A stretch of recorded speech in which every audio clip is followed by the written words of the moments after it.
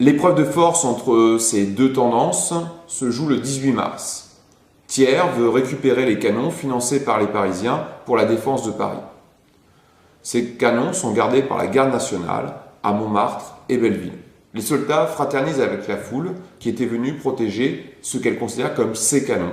Effrayés par cette fraternisation qui pouvait s'étendre et par l'exécution de 2 généraux qui commandaient l'opération, Thiers décide l'évacuation de Paris et proclame l'état d'urgence.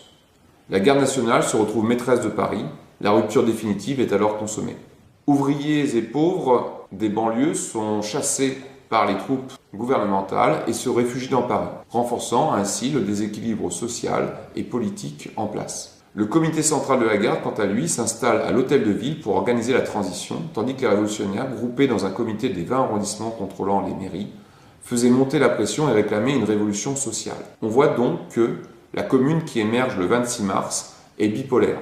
D'un côté des républicains plutôt modérés, de l'autre des révolutionnaires socialistes.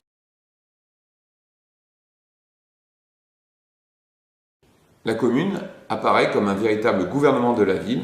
Elle prend tout de suite une série de mesures d'urgence concernant partiellement le travail, abolition du travail de nuit, interdiction des amendes et des retenues sur salaire, mais aussi des décisions de grande ampleur politique, abolition des armées permanentes et conscription, nationalisation des biens du clergé, adoption du drapeau rouge à la place du drapeau tricolore, justice gratuite, enseignement laïque gratuit et obligatoire, séparation des églises et de l'État.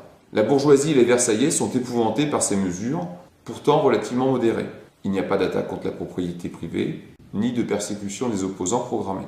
Mais le choix du drapeau rouge est extrêmement symbolique, et de plus, dans les jours qui suivent le 18 mars, plusieurs villes proclament leur propre commune. Lyon, Marseille, Narbonne, Le Creusot. Une tentative de coup d'État menée le 2 avril échoue. Les troupes versaillaises capturent des troupes de la garde nationale qui sont purement et simplement exécutées.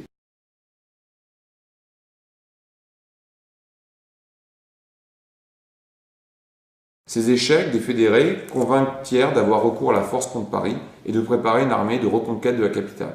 Cette stratégie de Thiers et de son général en chef, le général MacMahon, futur président de la République, porte ses fruits puisque l'armée campe aux portes de Paris dès le début mai, tandis que les communards se divisent sur la stratégie militaire à mener. Le 21 mai, une porte non gardée de Paris, haute de troupes, est ouverte. Les Versaillais investissent l'ouest parisien. Les résistances désespérées de la garde nationale et des communards qui érigent des barricades dans tout Paris et font brûler certains bâtiments publics symboliques, comme les Tuileries, s'écroulent en l'espace d'une semaine. Une armée forte de 130 000 hommes venus des campagnes et embrigadés dans une haine du rouge, soigneusement entretenus par des chefs militaires, massacrent à grande échelle les suspects et les prisonniers. En représailles, certains groupes communards isolés et sans commandement exécutent des otages. Les communards se battent jusqu'au 28 mai autour du quartier de Belleville et dans le cimetière du Père-Lachaise. Le bilan est terrible, c'est le plus grand massacre commis par un gouvernement contre son propre peuple dans l'histoire du XIXe siècle. 10 000 exécutions et morts selon une estimation récente, mais peut-être près de 30 000 selon les témoins de l'époque et une dizaine de milliers d'arrestations. Les condamnations sont lourdes, exécutions, déportations, notamment la déportation de Louise Michel à la Nouvelle-Calédonie, qui ne perdra rien de son idéal. Alors qu'elle sera déportée, elle donnera toute son énergie pour apprendre à lire et à écrire aux jeunes indigènes afin de résister contre la domination coloniale. Des milliers de communards, dont le fameux géographe Élisée Reclus ou le peintre Gustave Courbet, sont condamnés à l'exil pour échapper à des amendes colossales. L'aristocratie et la bourgeoisie triomphent bien sûr, mais la République fondée sur ce bain de sang paraît bien fragile. Les monarchistes sont majoritaires à l'Assemblée, la Restauration semble inéluctable.